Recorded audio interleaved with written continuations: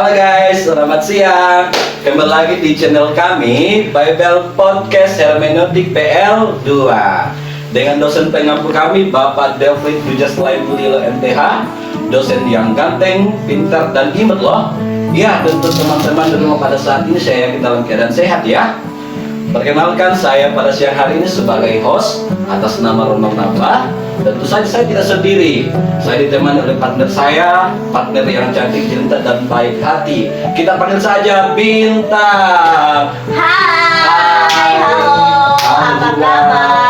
Baik, sis. Silakan duduk, sis. Oke, hai. Oh iya, kali ini kita akan berbincang-bincang loh mengenai kitab Yeremia. Oh iya, saya juga biasa sering membaca kitab Yeremia. Namun hingga saat ini saya belum mengerti bagaimana sih isi kitab Yeremia tersebut. Oleh karena itu, saya penasaran bagaimana sih isi dari kitab Yeremia tersebut. Nah itu, untuk merespon penasaran kamu ya, kita langsung saja nih undang narasumber kita dari Fakultas Teologi Putra ya. Oke, oleh karena itu tanpa berlama-lama langsung saja kita mengundang narasumber kita yang ganteng dan cantik-cantik untuk memasuki ruangan. Halo. Hai. Halo sis. Halo. Duduk. Hai. Duduk. Silakan. Langsung saja sendiri.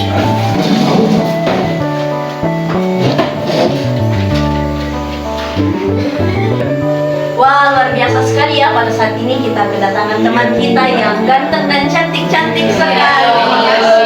Wah, luar biasa, mereka sangat semangat ya guys.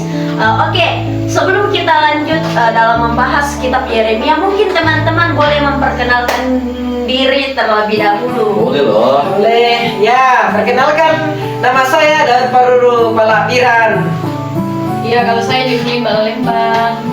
Kalau saya Mita Saguni. Kalau saya Irayanti. Kalau saya Yosinta Malun. Ya begini bro and sis, kami itu kan sering kali baca kitab Yeremia. Namun ketika kami membaca kitab Yeremia, banyak sih kami yang belum paham, belum mengerti. Nah, ya, oleh karena itu untuk saat ini saya dan saudara Ronald ingin bertanya kepada saudara Daud, di mana sih kitab Yeremia ini ditulis? Ya, kitab Yeremia itu ditulis sekitar abad yang ke-6 Masehi, tepatnya di Yerusalem. Pada masa itu yang memerintah adalah Raja Yosia. Dan tentu saja kitab ini ditulis oleh Nabi Yeremia itu sendiri dan juga Baruk bin Neria. Ya, bisakah saudara Daud menjelaskan siapa sih Nabi Yeremia ini? Ya, pertanyaan yang sangat bagus. Ya, tentu saja ketika mengetahui siapa penulis kitab dari kitab yang ditafsir, tentu kita harus mengetahui siapa dulu yang menulisnya. Nah, tadi sudah dikatakan yang menulis kitab Yeremia adalah Nabi Yeremia itu sendiri. Nah, Nabi Yeremia adalah seorang nabi yang hidup di Yudea pada tahun 1620 sampai 1567 sebelum Masehi. Dan Nabi Yeremia ini diketahui dia menghabiskan tahun-tahunnya di masa tuanya sebagai pengungsi Mesir. Dan nama dari Yeremia itu sendiri memiliki arti bahwa Yeremia berarti keagungan Allah. Dan ketika menelusuri lebih lanjut lagi, ternyata orang tua dari Yeremia ini bernama Hilkia, dan ia tumbuh dan dilahirkan di desa bernama Anato. Oh iya, jika tadi saudara Daud ini sudah menjelaskan di mana ditulis, siapa penulisnya nih, gue penasaran nih Daud. Bagaimana sih latar belakang dari sisi sosial, ekonomi, budaya, agama, dan politik dari kitab Yeremia ini? Mungkin saudara Daud bisa menjelaskan sedikit? Ya, mengenai konteks sosial, ekonomi, budaya, agama maupun politik dan militer tentu memengaruhi penulisan kitab dari kitab Yeremia ini sendiri. Nah, kita berangkat dari konteks sosial pada saat itu. Ya, konteks sosial pada saat itu, masyarakat pada saat itu terstruktur secara hierarkis. Ya, ada yang bangsawan, ada sebagai pedagang, ada sebagai penggarap, dan ada juga yang sebagai rakyat biasa. Dan oleh karenanya itu, di dalam konteks sosial ini ternyata terdapat ketidakstabilan sosial akibat dari ketidaksetaraan, karena ada yang mengaku dirinya sebagai orang yang paling penting sebagai bangsawan, ada juga yang sebagai pedagang, penggarap, dan terkadang mereka disisihkan. Nah, dari konteks ekonomi pada masa itu difokuskan kepada kemayoritas penduduk yang bekerja sebagai pedagang, terutama di pusat kota dan sepanjang jalur perdagangan.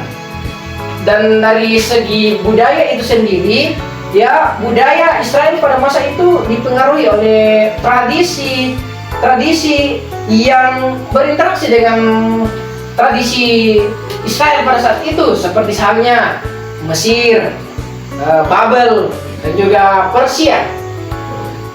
Dan ketika menelusuri tentang kebudayaan ini, bahasa yang digunakan pada saat itu adalah bahasa Ibrani sebagai bahasa utama mereka. Dan dari konteks agama, tentu saja agama Yahudi memegang peran sentral dalam kehidupan masyarakat pada saat itu. Dan jika ditinjau dari sisi politik, ya, Israel pada saat itu ternyata mengalami serangkaian pergolakan politik dan perebutan kekuasaan, termasuk pengaruh dari bangsa asing, misalnya Babel. Dan juga ketika kita melihat dari konteks militer pada saat itu, ternyata Israel terlibat konflik dengan kerajaan tetangga. Ya, kerajaan tetangga terutama dengan Babel, ya, bangsa Babel, yang mengakibatkan penaklukan Babel terhadap Yerusalem pada saat itu. Dan bisa dikatakan keadaan militer yang tidak stabil menciptakan. Oh iya, saudara Daud tadi sudah menjelaskan siapa penulis dari kitab Yeremia, ya, di mana ditulis. Nah, saat ini juga saya bertanya-tanya, kayak bertanya-tanya sih, bagaimana latar belakang dari kitab Yeremia ini dari sisi sosial, ekonomi, budaya, politik, dan juga militer. Mungkin saudara Daud bisa menjelaskan sedikit mengenai latar belakang ini? Ya, pertanyaan yang sangat bagus sekali, Bro Ronald. Ya. Ya, pada masa Yeremia terdapat berbagai macam peristiwa dalam berbagai konteks. Tentu dalam konteks sosial, ekonomi, budaya, agama, politik, bahkan militer pada saat itu. Yang pertama, dari konteks sosial. Ternyata pada masa itu masyarakat terstruktur secara hierarkis yang berbeda. Ada yang bangsawan, ada yang sebagai pedagang, ya, ada yang sebagai pedagang, dan ada juga yang sebagai penggarap dan juga rakyat biasa. Dan ketidakstabilan atau ketidaksetaraan itu ternyata membuat ketidakstabilan sosial, karena adanya ketidaksetaraan, saling membeda-bedakan di dalam. Dan dari konteks ekonomi, ekonomi pada saat itu didasarkan pada pertanian, dan dengan mayoritas penduduk sebagai petani. Ya, pada masa itu banyak orang yang menjadi sebagai petani, dan juga ada yang menjadi pedagang, dan berkembang terutama di pusat-pusat kota sepanjang jalur perdagangan. Yang ketiga, dari konteks budaya. Budaya Israel pada saat itu dipengaruhi oleh budaya-budaya luar, tradisi luar. Misalnya saja dari Mesir, dari Babel, dan Persia. Wah, menarik ya teman-teman. Bagaimana dengan konteks agama pada saat itu, saudara Daud?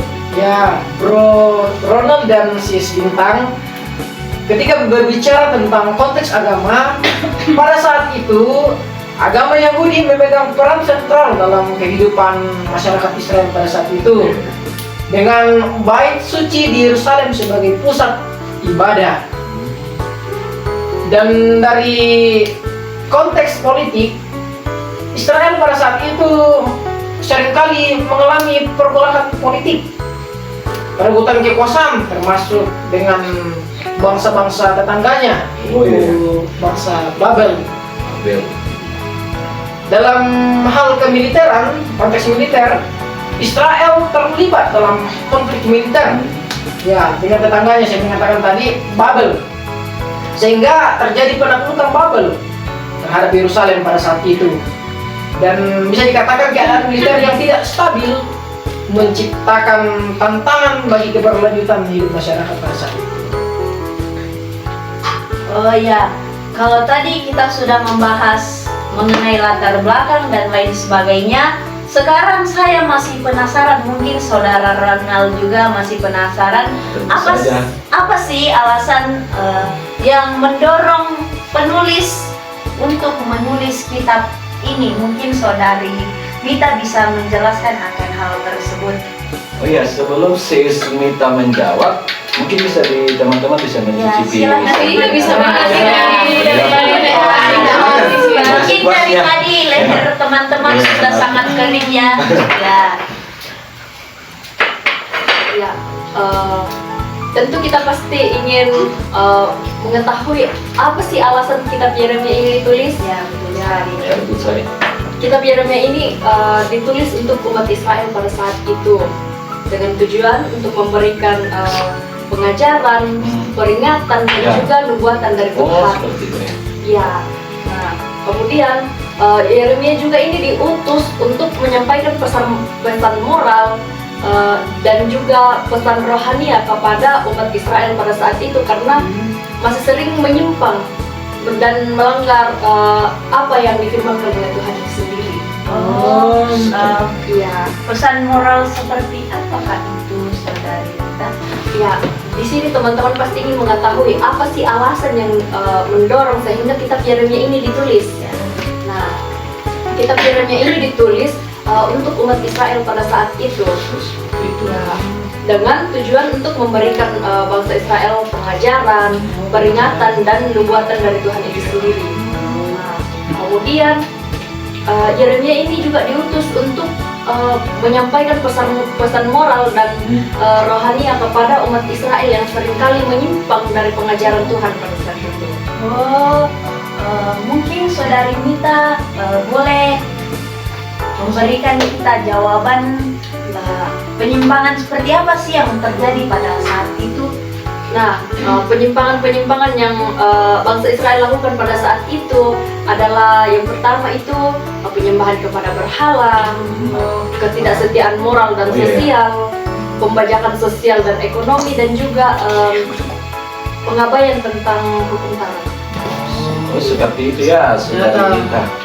Iya, karena di mana pada saat itu umat Israel itu sering melakukan penyembahan-penyembahan Oh, iya. terhadap ala-ala lain. Ternyata sangat banyak penyimpangan yang terjadi pada saat itu ya. Iya, kalau saudara Mita sudah memberikan kita pemahaman mengenai penyimpangan-penyimpangan yang terjadi pada saat itu ya. Saat ini juga saya penasaran sih, dalam kitab Yeremia ini terdiri dari berapa pasal ya? Dan setahu saya juga dalam kitab Yeremia ini kan itu kan dibagi-bagi ya. Kalau bisa dari narasumber-narasumber kita yang ganteng ini dan cantik-cantik ini bisa menjelaskan sedikit. Ya, baik. Kitab Yeremia itu terdiri dari 52 pasal. Kedua ya. Ya, 52. Di mana pasal 1 sampai 10 itu membahas tentang pemanggilan dan peringatan. Di mana Yeremia menerima panggilan dari Tuhan untuk menjadi nabi. Kemudian peringatan itu tentang penyembahan berhala, kebenaran dan keadilan. Ya, keadilan. Kemudian di pasalnya yang ke-11 sampai di pasalnya yang ke-20 bercerita tentang penderitaan pribadi Yeremia, di mana Yeremia menghadapi penolakan dan perlawanan dari umat Israel. Ya, kemudian pasal 21 hingga pasalnya yang ke-29 bercerita tentang hukuman dan pembuangan ke Babel. Ya. Kemudian pasalnya yang ke-30 hingga pasalnya yang ke-33 bercerita tentang pengharapan dan janji pemulihan untuk umat Israel. Ya, di pasal 30 hingga pasalnya yang ke-33 itu berisi tentang pengharapan dan janji pemulihan untuk umat Israel. Kemudian di pasal 34 hingga pasalnya yang ke-45 berisi tentang penghakiman dan kehancuran Yerusalem. Kemudian di pasal 46 hingga pasalnya yang ke-51 itu berisi tentang nubuat terhadap bangsa-bangsa lain. Dan di pasalnya yang terakhir yaitu pasal 52 itu berisi tentang kehancuran Yerusalem terakhir, di mana keterangan tentang penaklukan akhir Yerusalem oleh Babel. Seperti itu ya. Ya. Oh ya, karena saudari Yosinta sudah menjelaskan akan pembagian-pembagian pasal dalam kitab Yeremia, sekarang kami berdua dengan saudara Ronald penasaran kepada siapa sih sebenarnya kitab Yeremia ini ditujukan. Kalau boleh tahu, teman-teman mungkin bisa menjelaskan. Ya, tentu saja kepada siapa kitab Yeremia ini ditujukan ya. Kitab Yeremia ini ditujukan kepada bangsa Israel pada masa itu, serta juga kepada kita atau untuk seluruh umat di dunia ini yang masih hidup menyimpang dari ajaran Tuhan. Iya. Kalau saudara Mita sudah menjelaskan kepada siapa kitab ini ditujukan, nah saya juga sih penasaran gaya bahasa seperti apa sih digunakan dalam kitab Yeremia ini. Kalau boleh tahu, saudara Mita bisa jelaskan. Nah, gaya bahasa yang digunakan di dalam kitab Yeremia ini menggunakan berbagai macam gaya bahasa seperti gaya bahasa figuratif, simile, metafora, metonomia, dan juga personifikasi. Terus seperti itu ya. Iya. Oh ya, berbicara mengenai hermeneutik, tentu kita pasti akan menafsir ya kan ya? Ya, Ah, ya. Saja. Nah, dari 52 pasal yang ada dalam kitab Yeremia, bolehkah ada satu pasal yang bisa kita tafsir bersama-sama pada siang ini, sehingga kita bisa lebih tahu lagi secara mendalam bagaimana sih sebenarnya proses penafsiran itu? Oke, kalau berbicara soal penafsirannya, Ya. Ya, silakan. ya, tidak apa-apa. Nanti kalau habis kita ambilkan lagi. kalau berbicara soal penafsiran, pasti kita sangat membutuhkan Alkitab. Ya, betul sekali. Mungkin teman-teman kalau mengikuti perbincangan kita bisa juga menggunakan Alkitab agar lebih jelas lagi. Itu saja. Dari Yeremia pasal 3 ayat 1 sampai 5. Kalau misalnya teman-teman bertanya kenapa memilih dari bab itu, ya tentu kita tidak mungkin akan habis membahas 52 pasal Ya, itu kan. ya, Pasti ada sekali. satu pasal. Kemudian dalam proses penafsiran itu, dalam proses hermeneutika itu, kita akan membahas paralelisme apa yang digunakan dalam ayat-ayat ini. Kalau berbicara soal paralelisme, dalam ayat kelima ini, dalam pasal yang ketiga dari ayat 1 sampai 5, ada dua paralelisme yang digunakan. Paralelisme yang pertama itu adalah paralelisme antitesis, supaya teman-teman narasumber yang lain sudah tahu kan. Kemudian paralelisme yang kedua adalah paralelisme sinonimi. Ini ya. Iya, betul sekali. Ada dua paralelisme yang digunakan. Paralelisme yang pertama itu ada paralelisme antitesis, ada pada ayatnya yang pertama. Boleh saya bacakan ya? Boleh. Ya, Boleh. Saya, teman-teman yang menonton juga tahu. Kalau ayatnya yang pertama berkata, firman-Nya, jika seseorang menceraikan istrinya, lalu perempuan itu pergi daripadanya dan menjadi istri orang lain, akan kembali ke laki-laki yang pertama kepada perempuan itu. Bukankah negeri itu sudah tetap cemar? Engkau telah berzina dengan banyak kekasih dan mau kembali kepada aku, demikianlah firman Tuhan. Kalau kita menganalisa ayat 1 itu, ada paralelisme antitesis di dalamnya. Sebelumnya mungkin bro and sister kita ini belum tahu soal paralelisme antitesis. Antitesis itu apa sih? Sama sekali. Iya. Mungkin bisa dijelaskan. Jelaskan. kalau paralelisme antitesis itu kesejajaran di mana ide yang terdapat dalam baris pertama dengan baris kedua itu saling kontras. Saling Kalau- berhubungan ya. Ya. Bertentangan. bertentangan, berlawanan, kontras kan berlawanan, iya, begitu. Berlawanan satu dengan yang lain. Berlawanan. Kalau dalam ayat 1 itu dikatakan ada seorang laki-laki yang mau menceraikan istrinya. Kemudian kalimat-kalimat yang kedua itu mengatakan kembali ke laki-laki yang pertama kepada perempuan itu. Oh, iya. Kan seolah-olah kalimat itu bertentangan. Bertentangan, ya. Ya, saling berlawanan. Kemudian kalau paralelisme antitesis yang lain itu ada pada ayatnya yang kedua. Saya bacakan lagi ya. Layangkanlah matamu ke bukit-bukit gundul dan lihatlah di mana engkau tidak pernah ditiduri. Di pinggir jalan-jalan engkau duduk menantikan kekasih seperti seorang Arab di padang gurun. Engkau telah mencemarkan negeri dengan sinahmu dan dengan kejahatanmu. Kalau dalam ayat yang kedua ini juga saling kontras karena kalimat-kalimat pertama itu mengatakan bahwa ia memandang bukit-bukit gundul sebagai tempat di mana seseorang tidak pernah tidur, dan kemudian kalimat berikutnya mengatakan bahwa di pinggir jalan engkau duduk menantikan kekasih. Jadi ayat yang kedua itu seolah-olah mau memberikan suatu antitesis yang mau menyoroti perbandingan yang sangat tajam antara kalimat yang satu tentang kehidupan yang suci dan kalimat yang kedua itu perilaku sinah. Kemudian kalau ayatnya yang keempat itu dia itu berhubungan dengan paralelisme. Iya, betul sekali, paralelisme sinonim.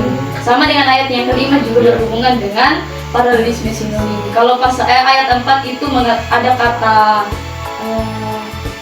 saya bacakan, bukankah baru saja engkau memanggil aku Bapakku, engkaulah kawanku sejak kecil. Kata Bapakku dan engkaulah kawanku sejak kecil itu kan hampir sama maknanya. Bapakku dan engkaulah kawanku sejak kecil. Kemudian ayat kelima itu juga ada kalimat dendam. Kalimat-kalimat pertama itu ada kata dendam dan kalimat kedua itu ada kata kejahatan. Kan dendam itu adalah kejahatan. Jadi dalam ayat itu ada sebuah kesetaraan bagaimana kita memikirkan kata-kata itu ada sebuah makna yang sama di dalamnya dan saling melengkapi satu sama lain seperti itu. Oke, terima kasih penjelasannya yang sangat luar biasa dari PJ Herlin. Nah, satu yang saya juga ingin pertanyakan, mungkin ini adalah pertanyaan terakhir dalam perbincangan kita ya.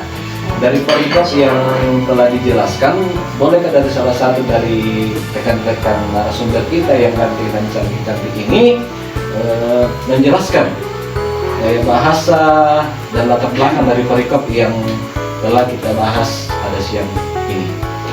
Oke, saya yang akan menjelaskan ya. Karena dari tadi cuma saya yang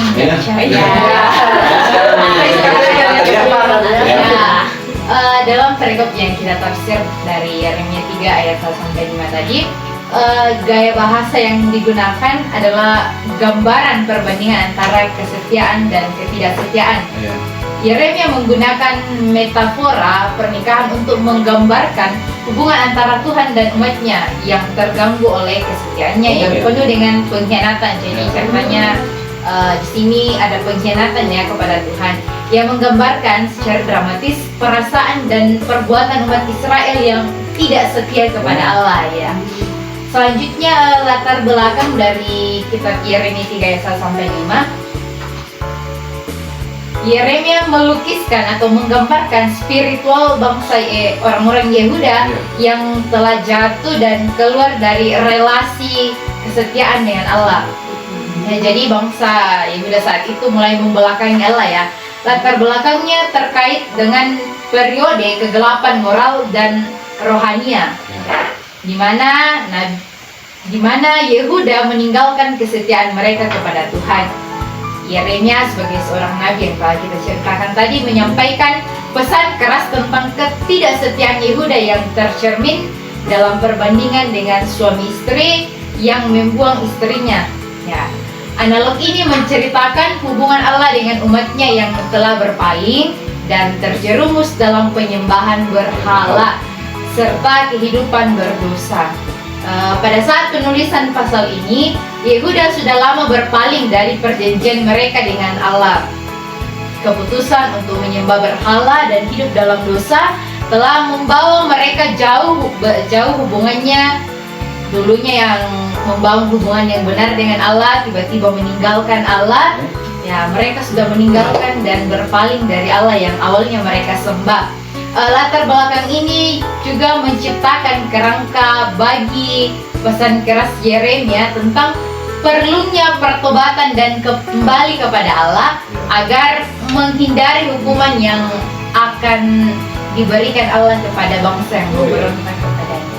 Ya. Wah, luar biasa sekali ya jawaban yang boleh diberikan kepada kita semua saat ini. Biasa sekali loh. Ya.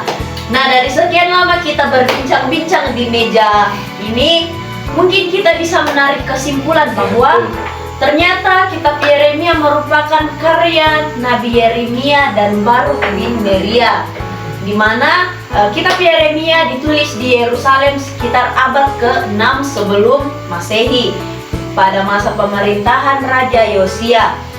Kitab ini mencerminkan konteks sosial, ekonomi, budaya, agama, politik, dan militer pada saat itu.